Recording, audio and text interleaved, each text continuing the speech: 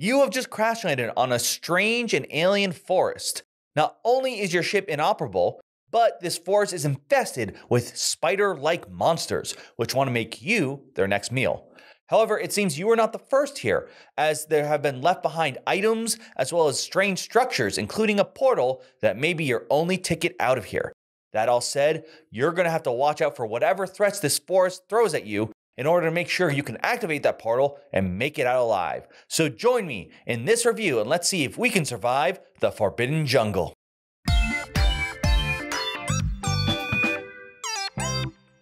The game in this video was not provided to Roll4Crit by its creators or publishers. Roll4Crit was not paid, sponsored, or contacted by the game's creators or publishers to make this video.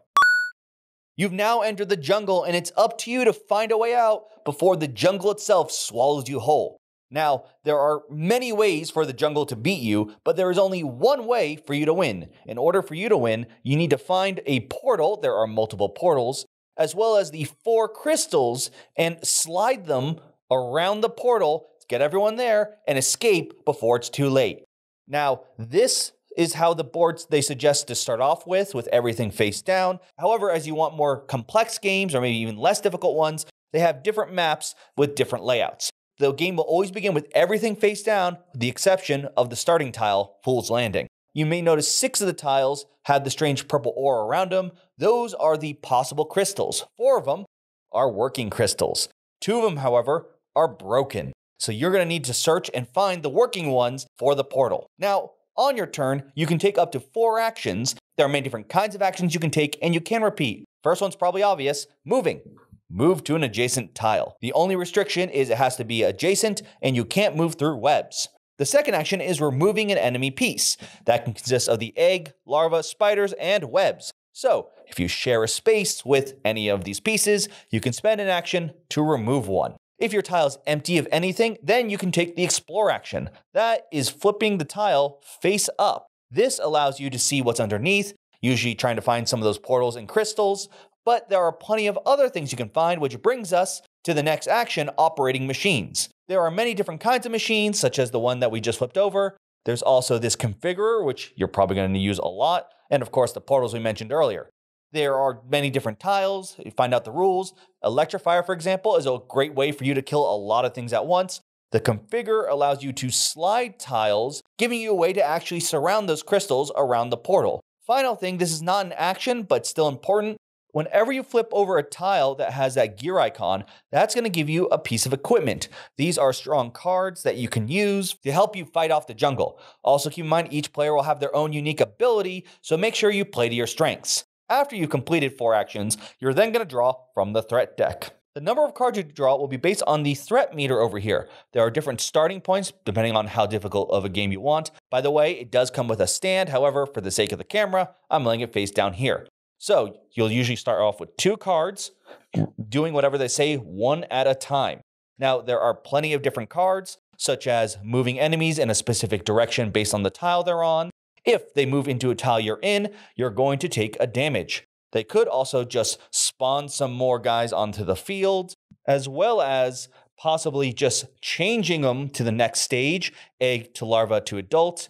They also have the possibility of a tile just being removed from the board, usually based on the lowest number here, and of course, raising that threat after all. We want to see what happens if you have to draw a lot more cards. Gameplay will continue until one of the following things occur. A, if any player hits 0 health, then the game ends, you all lose. B, if one of the crystals gets destroyed, for example from the collapse, then you're stranded here with no way to activate the portal. It's also possible the sinkhole to kill you, as if you read the card, it states that when it targets a tile, if you are on that tile, you move to an adjacent tile. But if for whatever reason there was no adjacent tile, you sink down with it and therefore lose. Finally, there are only a limited number of enemies. If you place all the pieces on the board and can't place any more, that also counts as a lose. If you're lucky enough to get that portal running with all the crystals around it and everyone gets there, then you can claim victory, and only through that method. So this is the 4th entry in the Forbidden series. You've got island, desert, sky, and now here in the jungle. If If you want to know more about the previous one, Sky, we have a review for that. Otherwise, the general connecting DNA of all these, they are light cooperative games, each of them with an own theme and different objectives that you need to complete in order to survive. If one of you gets knocked out for whatever reason, that usually causes a total party loss.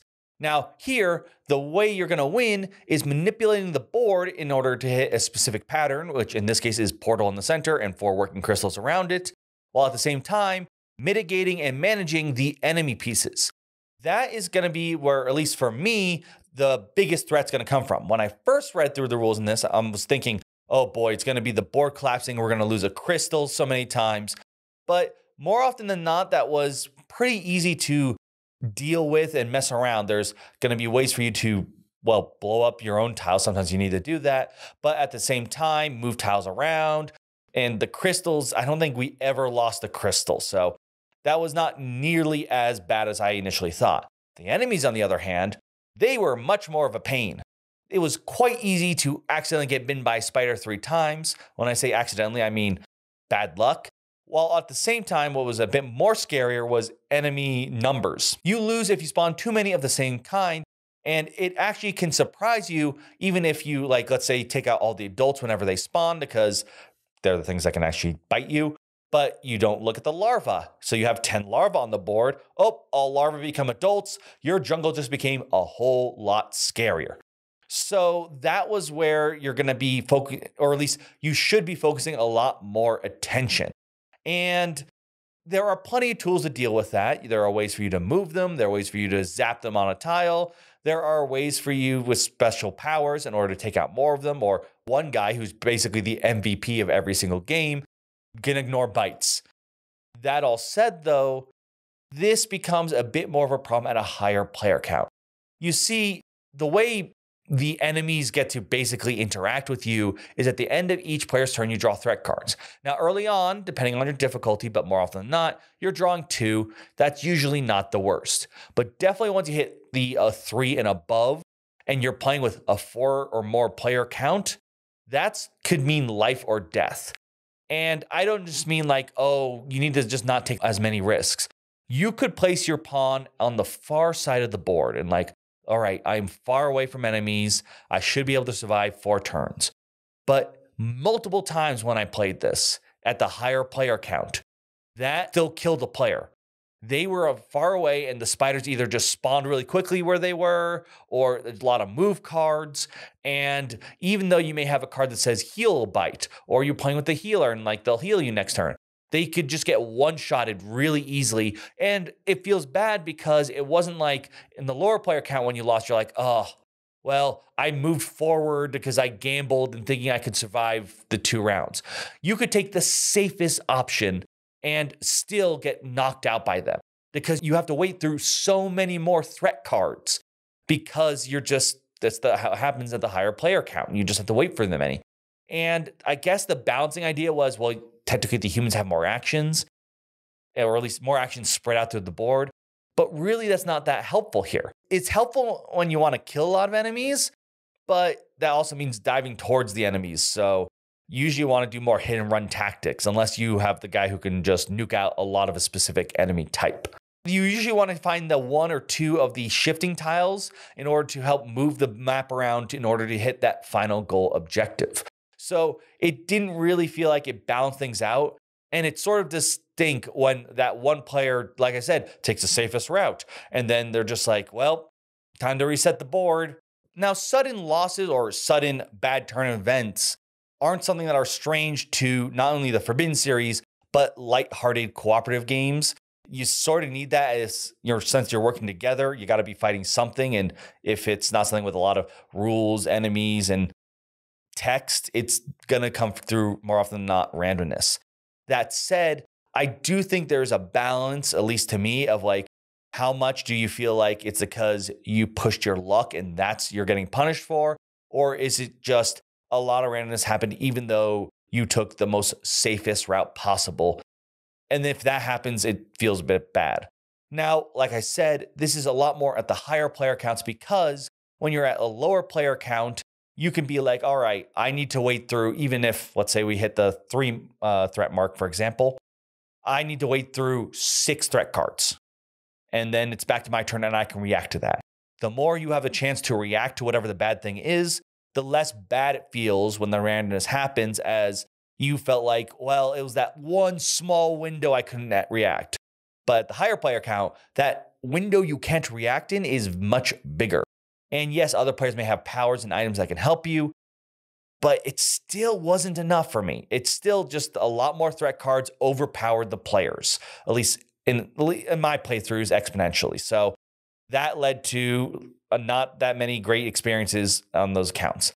Lower one, it worked a bit better. There's a bit more puzzle solving there and trying to figure out how to slide the tiles. It feels like those old car puzzles of like you have to get out of the parking lot. And that seems to be, or if you like those, I think that is probably the element I liked more. The enemy mitigation and managing them was more of just, all right, kill 2 off, 2 more spawn. It's nothing crazy fun, but the sliding and moving of tiles is a lot more interesting. There are tiles with special powers, and at first I was like, why would I destroy a tile with the destruction tile? But after playing, you're like, okay, I can destroy that. That'll leave space for me to slide this around and move this here. Which is why I think what's really cool that adds difficulty is that there are different layouts that change up where spaces are or the shape of things. And to me, that was a lot more interesting. That was more changing up, all right, how do we actually slide things around? It doesn't matter where the portal is. If things are now here or there, do we need to destroy more things first? Do we need to slide more things out? So that puzzle element is, I think, a lot more enjoyable. But it's all covered up both figuratively and literally by all the little spider pieces. And they are cute toys, but they're the annoying bit. They're the part that I kept dreading and having problems with. It's not as bad as I can react more to them in the lower player count, but the higher one, it was just too much to deal with, at the very least, more annoying than I would like. Maybe I just want to play some of the previous Forbidden Lines, but right now, with the way Jungle works, while there is a fun puzzle element to be played with there, I just feel like there's too much randomness and annoyance with the spiders for me to actually get the fun I'm hoping for out of this game. Crits and misses for Forbidden Jungle. Crits.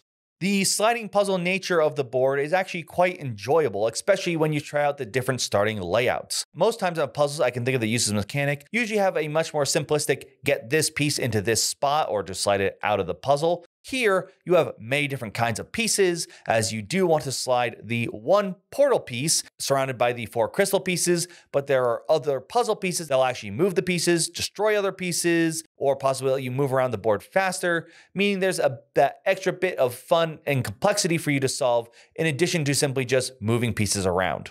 While there are plenty of different kinds of tiles, enemy pieces, decks of cards, I don't feel like it was overly complicated. I felt it was very easy for me to explain how to play. Very simple. You take a turn, take your 4 actions, meaning it'll be very easy for people to get introduced and to learn this game, as well as restart it again when you very likely lose. This is a forbidden game after all. Danger will always be lurking around the next threat card. Misses. This is a light cooperative game, and randomness is just one of the elements that tend to be an easy way to help add some difficulty to the game. Now, plenty of people have different tolerances to randomness depending on what's going on, and I personally don't usually have as high of a tolerance, as I feel like it's not that great unless you have a way to react to it very well. There are items and powers that may help you react to the randomness here, and if you're playing at lower player counts, usually it can come back around to your turn to deal with whatever happened on the board. However, at higher player counts, I just didn't find it feasible. There were plenty of times when I played at a 5-player game where we consistently lost, even though someone didn't seem to even try and push their luck. It just so happened that the board game did the exact worst combination of threat cards before it even made it back to their turn.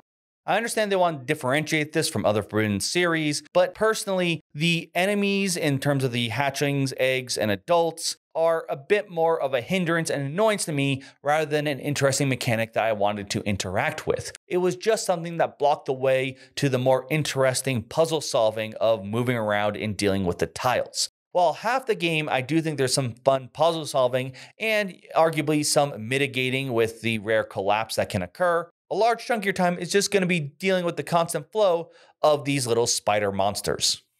So unfortunately, I was not nearly as receptive to this game compared to its previous entries in the Forbidden series.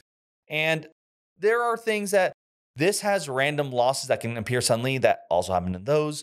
I just don't remember feeling nearly as disappointing about them when I played those versus here. Could be just I've played more games since then, my tastes have changed. I do think there are elements here I really like, the puzzle solving. And I just think the problem is it wasn't misunderstanding the puzzle or gambling on destroying a piece or a piece getting lost there that made me lose the game often. It really was the spiders. Not only did they more often not cause those out of nowhere losses or big problems, but also they just sort of blocked the way to the part I enjoyed. So unfortunately, I think this is one of those moments, at least for me, there is a fun element here, but it's just blocked in the way of a lot of webs and very grumpy adult alien spiders.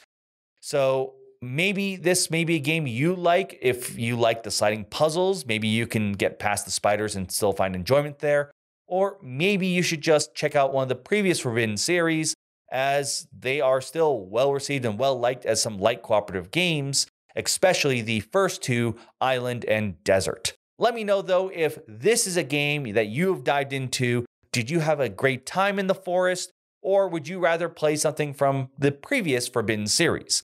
I'd love to hear all your thoughts in the comments down below, but for now, thank you so much. I'm Will, and this has been a Roll for Crit review.